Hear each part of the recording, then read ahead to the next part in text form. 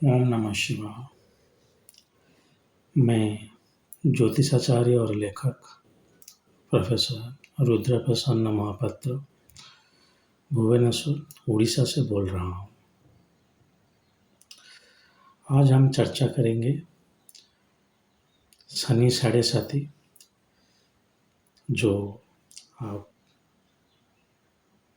बिल्कुल बहुत ही डर गए हैं। तो उस हिसाब से मोरारजी देसाई, जो भारत की प्रधानमंत्री रह चुके हैं, उनके जातक में शनि साढ़े साथी कैसे काम किया था उसके ऊपर चर्चा करेंगे।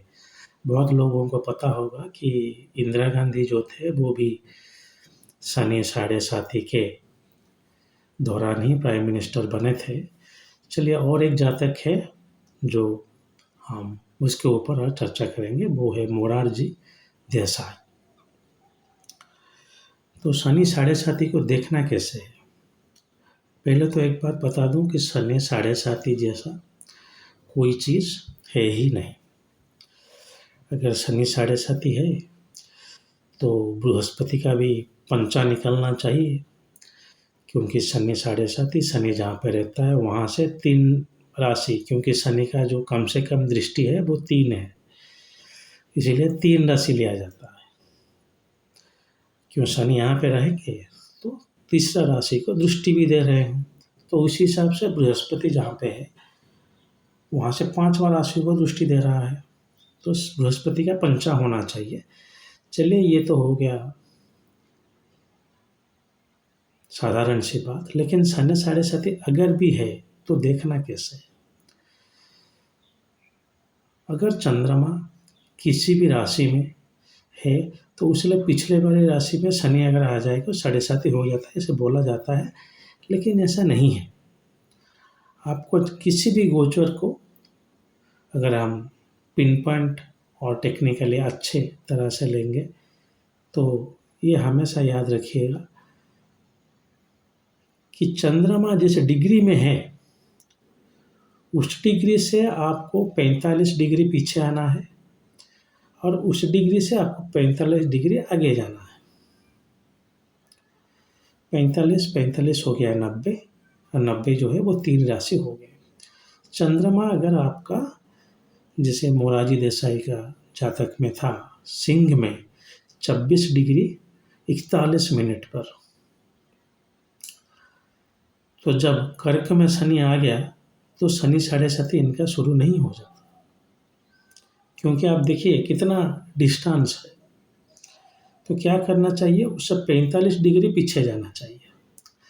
26 डिग्री सिंह से अगर हम 30 डिग्री पीछे जाएंगे तो 26 डिग्री कर्क में पहुंचेंगे, और ये जो 26 डिग्री कर्क से अगर हम फिर 15 डिग्री माइनस करेंगे तो 9 डिग्री कर्क से पहुंचेंगे, तो 30 और 15 मिला के होगा 45 डिग्री। सो मोरारजी देसाई का जो राशि था वो था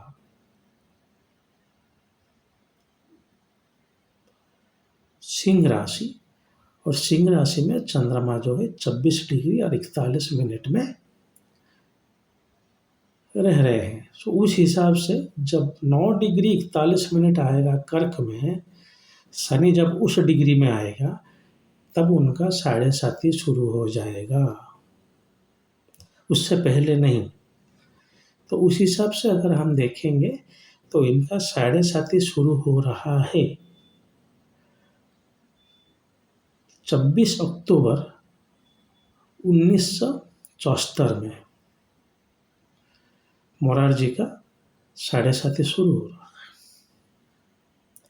तो फिर आपके हिसाब से तो जो पंडित लोग भी हैं जो बोलते हैं साढ़े साथी तो शास्त्रों में वर्णन है ही नहीं, वो बोलते हैं कि साढ़े साथी आ गया अब तो चलिए आपका खराब ही हो जाएगा। लेकिन ऐसे कुछ नहीं हुआ था। वो पार्लियामेंट में ही थे, और उस गोचर की दौरान, गोचर की चलते हुए, वो मार्च 26 1977 को, फिर दोहरा दे रहा हूँ, मार्च 26 1977 को भारत के प्रधानमंत्री बने।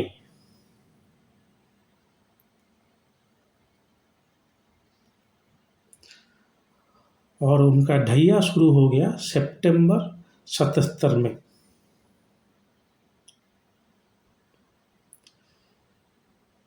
चलिए, कुछ साल बाद भी उनको प्राइम मिनिस्टर से निकालना पड़ा, वो थोड़ा देख लेता हूँ मैं। जुलाई 79, जुलाई 79 को वो निकल गए प्राइम मिनिस्टरशिप पे। लेकिन तब उनका ढैया भी ख़त्म होने आने वाला था। उसके बाद जो वो यूनियन फाइनेंस मिनिस्टर बन गए। ऐसे नहीं कि प्राइम मिनिस्टर गया तो फाइनेंस मिनिस्टर और डिफेंस मिनिस्टर, आपको तो पता ही होगा इनका कितना रुतबा रहता है, क्योंकि इंदिरा गांधी हो गए उनके बाद।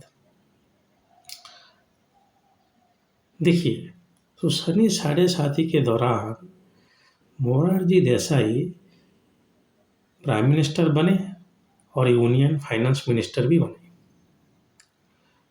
लेकिन अगर हम ऐसे प्रिंसिपल जातक का दें तो आपको होना चाहिए कि वो प्राइम मिनिस्टर तो छोड़िए, वो कुछ मिनिस्टरशिप भी नहीं होना चाहिए, सिर्फ मेंबर ऑफ पार्लियामेंट रह सकते हैं, या कुछ उससे भी बुरा हो सकता था। देखिए, यहाँ पे मैं ये नहीं बोलना चाह रहा हूँ कि उनका जो व्यक्तिगत जीवन में कुछ प्रॉब्लम नहीं रहा होगा, शायद रहा भी होगा, लेकिन हम सब चीज़ को सनी साढ़े साथी को ना दें। और सनी साढ़े साथी कुछ है ही नहीं तो इतना परेशान होने का क्या जरूरत था।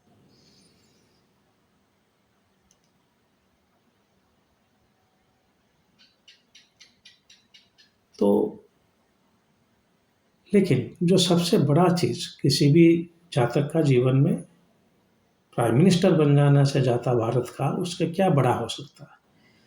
तो सबसे जो बड़ा हुआ वो मोरारजी देसाई का सनी साढ़े साथी के दौरान ही हुआ। तो अगर हम देखेंगे तो आप भी बोलेंगे सर मेरे सनी साढ़े साथी कब आएगा। चलिए, प्राइम मिनिस्टर तो नहीं, मैं अपने कंपनी में हेड बन जाऊंगा, होना चाहिए। क्योंकि सनी मोरारजी देसाई के लिए तो अच्छा होगा, आपके लिए बुरा होगा, ऐसा तो नहीं है। हम्म। चलिए, और एक दुख की बात आपको बता देता हूँ। आपको पता ही होगा 64वां नवांश और 22वां दक्षिण का स्वामी हमेशा जातक के लिए अच्छा नहीं होता। और यहाँ पे शनि जो है वो 64वां नवांश और 22वां दक्षिण दोनों का स्वामी है मोरारजी देसाई। तो इसका गोचर अच्छा नहीं होना चाहिए। इसका गोचर मोरारजी के लिए अच्छा नहीं होना चाहिए। फिर क्यों अच्छा हो गया? इसीलिए हो गया क्योंकि जो मैं हमेशा बोलता रहता हूँ कि आप जातक को देखें, आप जातक को समझें, वहाँ से आपको पता चलेगा कौन सा ग्रह आपका पुण्य, आपका अच्छा कर्म को दर्शाता है। ये तो गोचर है, गोचर तो आपका चलिए मतलब बहुत ही दूर की बात है। पहला चीज जो आपको देखना है कि कोई भी ग्रह, चलिए शनि, शुक्र, राहु, केतु, आपके जातक में क्या मायने रखते हैं, कौन से भाव को दिखाते हैं और कैसे हैं जातक में।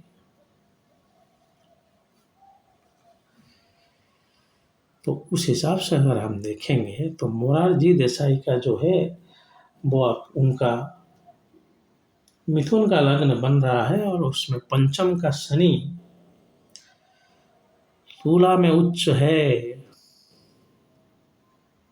आप बोलेंगे सर उनका शनि उच्च था तो अच्छा हो गया। इस बात को समझिए पहले, कभी भी गोचर के ऊपर मत जाइए। अगर वहाँ पे अच्छा है तो यहाँ पे बुरा है। 64वां नवांश 22वां दक्षिण का भी स्वामी है तो बुरा फल देने का क्षमता रखता है शायद। अगर मैं बोलूँगा उस गोचर में उनका प्राइम मिनिस्टर गया तो उससे प्राइम मिनिस्टरशिप जो है उसे नहीं है। उनका जो शुक्र का उस टाइम गोचर चल रहा था,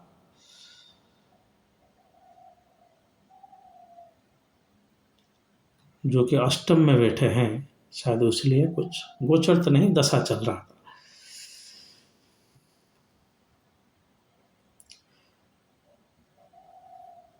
तो शनि का जो जब वो प्राइम मिनिस्टर बने तब उनका जो योगकारक ग्रह बन रहा है बुध, उनका दशा चल रहा था बुध का, और बुध जातक में मोरारी जी का 3rd हाउस में है, तो उस हिसाब से वो पराक्रम देगा, वो आपको ज़्यादा पावर देगा। जो दिया उसमें कोई दो राय नहीं है। अष्टम है, सडन लॉस सडन गेन, तो शुक्र का दशा चला तो सडन चला गया प्राइम मिनिस्टर से।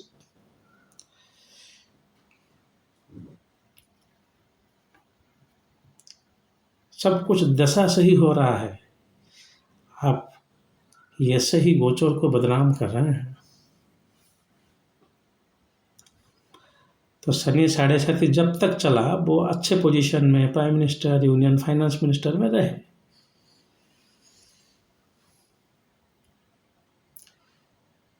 लेकिन क्या उनको साथ दे रहा है शनि? देखा जाए तो शनि जातक में बकरी भी है। बहुत सारे पंडित बोलते हैं कि जो बकरी ग्रह है वो जातक के लिए अच्छा नहीं होता। लेकिन याद रखिएगा, कोई भी ग्रह अगर बकरी है वो आपका चेष्टा बल को दर्शाता है। शनि बकरी मतलब आप थोड़ा परिश्रमी अगर होंगे तो आपका लक फेवर कर जाएगा। पंचम में बेटा शनि बोल रहा है कि आप थोड़ा काम कीजिए, आपका पूर्व जन्म का जो पुण्य है वो फल मिल जाएगा। वैसे भी शनि का दशा भी नहीं चल रहा, सिर्फ गोचर की बात मैं बता रहा हूँ। दशा तो चलिए बुध और शुक्र का चल रहा था। शुक्र का पोजीशन थोड़ा खराब है, लेकिन मिथुन लग्न में शुक्र अच्छा माना जाता है, आपको पता ही है। और द्वादश भाव का भी अधिपतित्व रखते हुए शुक्र इतना अच्छा नहीं होता, लेकिन अष्टम में जाना और उसका दशा चलना, उनका जो प्रधानमंत्री का पद है उसको वो खो दिए।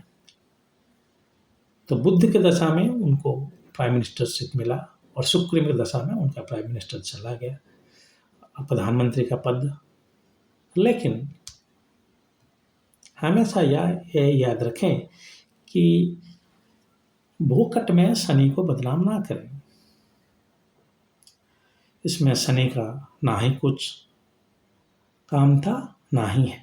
हाँ चलिए, गोचर करते हुए अगर हम सिंह राशि में जाएंगे तो मिथुन कर्क सिंह उनका तीसरा राशि बन रहा है, और जब शनि तीसरा राशि में गोचर किया तो जो अच्छा फल था बुध का वो दे दिया। जैसे ही हम जातक देखते हैं, अगर आपकी जातक में भी ऐसा हो, शनि योग कारक होते हुए अच्छे भाव में बैठते हुए अच्छे दशा के समय अगर उसका गोचर कर रहा है तो वो उसका फल देने का, दशा का फल देने का क्षमता रखता है। अगर चलिए वही वक्त जब शुक्र का दशा चला, प्रधानमंत्री गए उनके पास। अच्छा फल या बुरा फल दशा देता है, गोचर सिर्फ आपको दे के जाता है, ले लीजिए ये आपका फल। तो इसलिए गोचर को कभी बदनाम मत कीजिएगा। और यहाँ पे एक चीज है जो द्वादश 64 और 62 22वां दर्शन का स्वामी, तो ये हम चलिए किसी के निधन के लिए देखते हैं।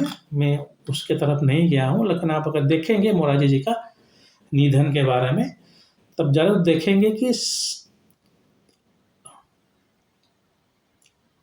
शनि का जो गोचर होगा वो अष्टम से कुछ संयोग रखता होगा, या ये जो दक्षिण का स्वामी है उसके ऊपर, या नवांश का जो स्वामी का जो ग्रह बनता है भाव, जैसे अगर मकर हो गया तो उसके ऊपर गोचर, या अष्टम भाव जैसे हो गया उसके ऊपर गोचर करते हुए कुछ निधन के बारे में कभी कभी देखा जाता है, लेकिन उससे कुछ नहीं। यही आपको अच्छा फल भी देगा और बुरा फल, लेकिन वो गोचर है, दशा फल ही वो देगा। चलिए अब जो कंक्लूजन है उसके ऊपर आते हैं। मेरा कंक्लूजन यह है कि शनि 7.5 से मत डरिए। जो पंडित आपको बोल रहे हैं कि 7.5 लग गया, ये होगा वो होगा, उससे मत डरिए। अगर आप देख रहे हैं कि मेरे ऐसा नहीं सर, आपको पता नहीं शनि 7.5 में मेरा बहुत सारे प्रॉब्लम हो गया था। क्यों हो गया था? क्योंकि दशा खराब होगा आपका। दशा के बिना अगर गोचर से ही सब हो जाता तो दशा का गणित कुछ ज़रूरत ही नहीं है। आप आज के राशि ले लीजिए, राशि का डिग्री ले लीजिए और उस हिसाब से आप बना लीजिएगा आपका गोचर और उससे फलादेश हो जाएगा। सो मेरा ये आपसे बार बार विनती है और आग्रह है कि जो आपको शनि साढ़े साथी बता रहे हैं उनसे आप दूर रहें और उनको 420 में ही लें। दशा फल देता है, गोचर उसको थोड़ा आपके पास आके दे दे के जाता है। अच्छा गोचर हो, अच्छा दशा हो, अच्छा फल। बुरा दशा गोचर अच्छा भी हो तो भी बुरा फल आएगा, थोड़ा घट सकता है, मतलब 1%। तो शनि साढ़े साथी से डरे ना। मोरारजी देसाई का इतना अच्छा समय आया था, तो आप भी शनि साढ़े साथी को बुलाइए और उस हिसाब से चलिए। याद रखिए जातक जो है वो आपका खुद का कर्म का फल ही है और ग्रह आपको कर्मों को ही दर्शाते हैं। जातक में पीड़ित हुआ चंद्रमा ये बताता है कि आप माँ की तरफ या मौसी जी की तरफ अच्छे व्यवहार करें। जातक से पीड़ित हुआ मंगल ये दर्शाता है कि आप भाइयों की तरफ इतना क्रूर ना हो। तो उसके चलते हुए अपने कर्मों को सुधारें। भगवान को दिया हुआ, भगवान से आपको जो भी इस जन्म में मिला हुआ प्रारब्ध को उसको सुधारने की कोशिश करें। उस हिसाब से आपको अगले जन्म में अच्छा कर्म का फल मिलेगा।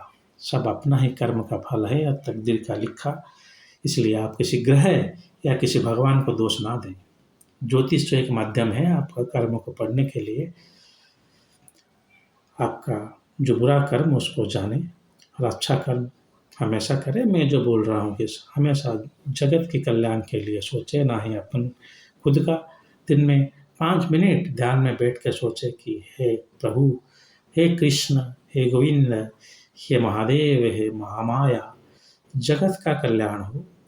सर्वे भवन्तु सुखिनः, सर्वे सन्तु निरामया। तो ही आपका कल्याण खुद ही हो जाएगा। और याद रखिएगा जो भी आपको इस जन्म में मिला है वो ही आपके लिए सबसे अच्छा है। अगर मेरे पास कुछ भी ना होते हुए मैं इतना खुश हूँ, तो आपके पास घर परिवार संसार होते हुए क्यों आप इतना दुखी हैं। चलिए, आशा है कि मेरा जो उद्देश्य था आप समझ गए होंगे। अगर आपको कुछ इस हिसाब से कमेंट करना है आप कमेंट सेक्शन में बताइएगा। कृपया आपका जो जातक का विश्लेषण के लिए कुछ भी प्रश्न कमेंट सेक्शन में नहीं डालिएगा। उसके लिए आप वेबसाइट में जाके कंसल्टेशन का जो फीस है उसको देते हुए कंसल्टेशन के लिए मुझे कांटेक्ट कर सकते हैं। चलिए, आज के लिए इतना ही। अगर महादेव ने चाहा तो और एक वीडियो के साथ बहुत जल्द आपके सम्मुख उपस्थित हूँगा। आज के लिए आज्ञा दीजिए। ओम नमः शिवाय।